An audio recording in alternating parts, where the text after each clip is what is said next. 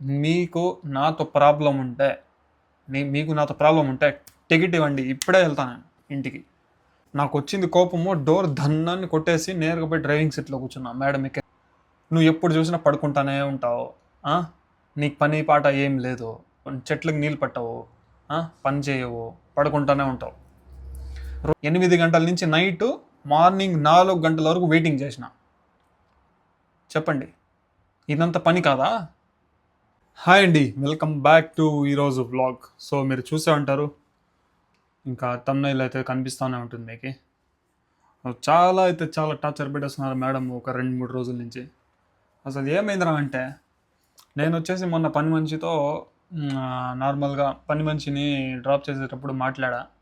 అసలు ఎలా ఉంది ఇల్లు, ఏంది కథ అనేది.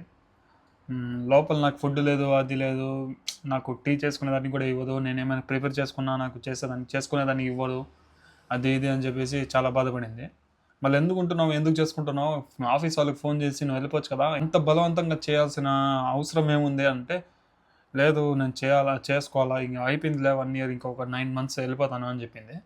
సర్లే ఇంకా ఏం చేయాలా, ఇంకా నీ ఇష్టం అది అని చెప్పిన నేను.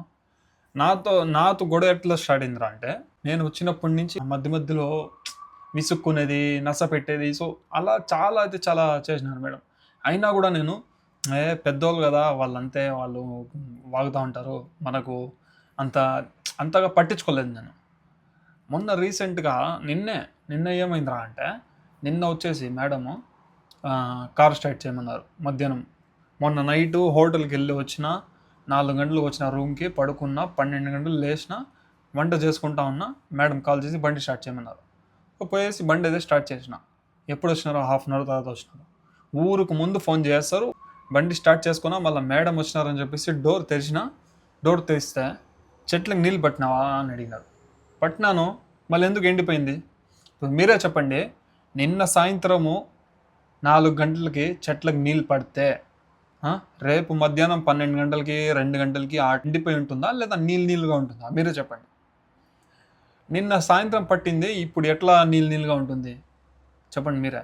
లేదు కదా. ఎంత చెప్పినా వినిపించుకోవడం లేదు. నాకు వచ్చింది చూడు కోపము, డోర్ ధన్నాన్ని కొట్టేసి నేరుగా పోయి డ్రైవింగ్ సీట్లో కూర్చున్నా. మేడం ఎక్కేసినాక, డోర్ కొడతావా, మీ ఇన్ని రోజులుగా గొంతు ఎత్తి మాట్లాడలేంది, ఈరోజు ఎందుకు మాట్లాడుతున్నావు, అది ఇది అని. మామ, కూర్చున్నావు కారులో, లొకేషన్ చెప్పు అంతే. నువ్వు నీ రూట్, నువ్వు ఈ పక్క పో, ఆ పక్క పో అని చెప్పొద్దు. నాకు తెలుసు ఎక్కడ వెళ్ళాలో ఏందనేది. నువ్వు చెప్పేసినావు కదా, ఒకసారి గమ్మునుండి. వాగుతానే ఉంటుంది. సో అలా వాగుతా నేను అట్లా చెప్పేసిన కదా, అట్లా చెప్పిన తర్వాత మళ్ళీ మేడం వచ్చేసి ఏం చెప్పింది అంటే, నువ్వు ఎప్పుడు చూసినా పడుకుంటానే ఉంటావు, నీకు పని పాట ఏం లేదు, చెట్లకు నీళ్ళు పట్టవు, పని చేయవు, పడుకుంటానే ఉంటావు. రోజు మీరు చూస్తూనే ఉన్నారు కదా, నేను కరెక్ట్గా 4 గంటలకు వెళ్ళి చెట్లకు నీళ్ళు పడుతున్నానో లేదు. నా దగ్గర వీడియోస్ ఉన్నాయి, అన్నీ ఉన్నాయి, ప్రూఫ్స్ ఉన్నాయి. పని చేయట్లేదు, ఎప్పుడు చూసినా నిద్రపోతానే ఉంటావు, అది ఇది అని. ఆ మాటకి నాకు కోపం వచ్చి, నువ్వు ఏదైనా ఫస్ట్ చూసి దాని తర్వాత మాట్లాడు. నా తప్పు ఉంటే నేను సైలెంట్గా వింటా, నువ్వు మాట్లాడే మాటలు పడతా. నా తప్పు లేకపోతే నేను ఇలానే మాట్లాడతా అని చెప్పేసి మాట్లాడితే, అవును, నువ్వు ఇంట్లోపల ఉంటావు, బయటకు వచ్చి చూసి దాని తర్వాత మనిషి ఏదైనా చూసి వాడు పని చేస్తున్నాడా లేదా చూసి దాని తర్వాత మాట్లాడాల. తెలియకుండా చూడకుండా మాట్లాడే మాటలంతా వేస్ట్ మాటలు అంతా. మళ్ళీ వచ్చేసి మేడంకి చెప్పిన, సర్లే మీకు నాతో ప్రాబ్లం ఉంటే టికెట్ ఇవ్వండి, ఇప్పుడే వెళ్తాను నేను ఇంటికి. డబ్బులు కట్టేసి వెళ్ళు, నువ్వు బయట ఏ ఇంటికి వెళ్తావో వెళ్ళు, డబ్బులు కట్టేసి వెళ్ళు, నువ్వు కాకపోతే 100 మంది ఉన్నారు అని ఇలాంటి మాటలు మాట్లాడింది. సో స్టార్టింగ్లో మంచితనం చూపించి మళ్ళీ పోను వాళ్ళ విశ్వరూపం, వాళ్ళ నిజస్వరూపం చూపిస్తారు అనమాట వీళ్ళు. నాకు నిన్నటి నుంచి తలనొప్పి, ఇప్పుడు కూడా నరాలు కొట్టుకుంటున్నాయి. నిన్నటి నుంచి తలనొప్పి నాకే.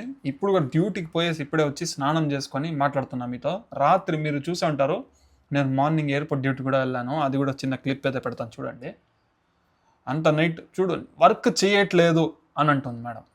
వర్క్ ఎలా చేయట్లేదు, ఇక్కడ ఇంట్లో పని లేదు, చెట్లకు నీళ్ళు పడుతున్నానా కరెక్ట్గా 4 గంటలకి అయిపోయింది. సాయంత్రం బండి స్టార్ట్ చేయమంటుందా, పోతాను. ఆడ వెయిటింగ్.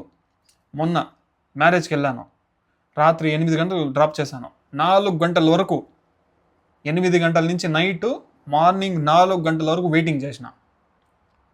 చెప్పండి, ఇదంతా పని కాదా? నేను ముందే చెప్తున్నా మీకే, గల్ఫ్లో ఎక్కడైనా రావాలనుకుంటే మీ రిలేటివ్స్ని కన్సల్ట్ అవ్వండి.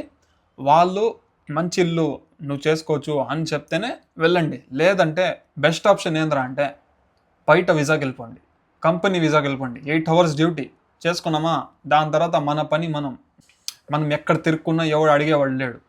సో అది అందుకే నేనైతే నిన్న చెప్పేసిన, నువ్వు టికెట్ పెట్టు, నేను ఇప్పుడే వెళ్తా. ఒకే మాట చెప్పింది, నువ్వు డబ్బులు పెట్టు, నేను టికెట్ ఇస్తా. మామ, నువ్వు పంపించిన పోయేవాడు ఎవడు లేడా, నువ్వు ఎంత టార్చర్ పెట్టినా నాకు ఈ టార్చర్ ఒక లెక్క కాదు. కోయిట్లోనే చాలా చూసి వచ్చినా నేను, నీ టార్చర్ పెద్ద లెక్క కాదు. నువ్వు ఎంత టార్చర్ పెట్టినా 2 సంవత్సరాలు చేసేసా, ఇక్కడి నుంచి బయలుదేరతా, సరేనా? నువ్వు కూర్చున్నప్పుడు కారులో నువ్వు అక్కడికి వెళ్ళు, ఈ పక్కెళ్ళు చెప్పొద్దు. కూర్చున్నావా, లొకేషన్ చెప్పేసినావా, అంతే, సైలెంట్గా కూర్చో, మాట్లాడొద్దు. నాకు ముందే బీపీ, నాకు అంతా నిన్న ఫుల్ బీపీతో ఫుల్ కోపంలో మాట్లాడేసిన మేడం. ఇప్పుడు బండి స్టార్ట్ చేయమంటుంది, వస్తుంది, కూర్చుంటుంది. అది అంతా 2-3 రోజులే, మళ్ళీ స్టార్ట్ అవుతుంది. వీళ్ళ కథ అంతా చిన్న కథ కాదు వీళ్ళది. అందుకే చెప్పినా కదా, వస్తే బయట వీసాకి, కంపెనీ వీసాలకి రండి. ఈ హౌస్ డ్రైవర్ వీసాలకు వచ్చి వాళ్ళ ఆ పని చేయి, ఈ పని చేయి, ఆ పని చేయి, పని చేసినా చేయలేదు అని చెప్తున్నారు. మా పైన తప్పు లేకపోయినా తప్పు తోస్తున్నారు. ఎంత నిజాయితీగా ఉండి నిజాయితీగా పని చేసుకున్నా విలువ లేదు ఇక్కడ అసలు. మన పని మనం చేసుకుంటూ వెళ్ళిపోవాలి అంతే. నా పని నేను కరెక్ట్గా చేసుకున్నా కూడా నేను వచ్చేసి ఏం పని చేయట్లేదు అని చెప్తాను.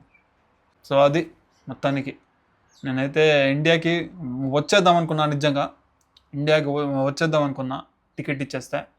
కానీ నేను వచ్చేసి ఈమె పెట్టిన టార్చర్కి వెళ్ళిపోయినాడు అని చెప్పి అందరి దగ్గర అనిపించుకునేలాగా నేను రాను. ఖచ్చితంగా 2 సంవత్సరాలు పూర్తి చేసుకొనే బయలుదేరుతా ఇక్కడి నుంచి. ఎంత టార్చర్ అన్న పెట్టుకొని కదిలేదేలా, వెనకడుగు వేసేదేలా. కోయిట్లో ఉన్నప్పుడే 2 సంవత్సరాలు వాడు నన్ను కొట్టినాడు. వాడు నన్ను కొట్టినాడు అన్న మాటతో నేను వచ్చేసి లగేజ్ అంతా ప్యాక్ చేసుకున్నా వెళ్ళిపోదామని. మళ్ళీ వచ్చేసి మద్రసా ఉంది, 3 నెలలు ఉండాలి నువ్వు అని చెప్పి 3 months ఆపేసినారు. 2 years అయిపోయి ఇంకా 2 months ఎక్స్ట్రా చేసేసి అక్కడి నుంచి బయలుదేరి వచ్చినా నేను. ఎంత టార్చర్ ఉన్నిందో మీరే చూసుంటారు నన్ను కోయిట్లో. ఏమేం పనులు చేసేవాడిని, సిమెంట్ పనులు, అది ఇది ప్రతి ఒక్క పని. సో అదనమాట. ఇంకా మీకు చెప్పేసాను. మీరు ఎవరైనా రావాలనుకుంటే కంపెనీ వీసాకే రండి, లేదంటే ఎవరైనా తెలిసిన వాళ్ళు ఉంటే వాళ్ళ ద్వారా రండి, అంతే నేను చెప్పాలనుకునేది. ఓకే, వీడియో నచ్చితే లైక్ చేయండి. Bye bye.